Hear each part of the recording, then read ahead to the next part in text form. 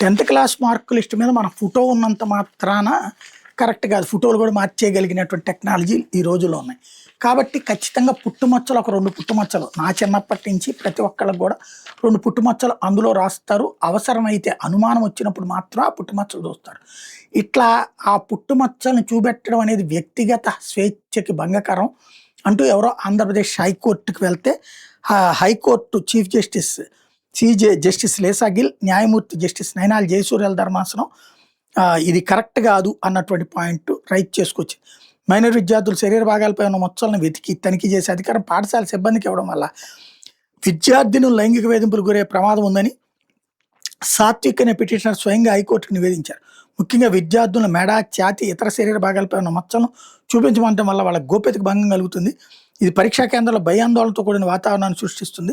ఉన్నత పరీక్షలు లేనటువంటి ఇబ్బందికరమైన తనిఖీలు కేవలం 10th క్లాస్ విద్యార్థులకు వర్తింపజేయడం వివక్షాపూరితం, అహేతుకం.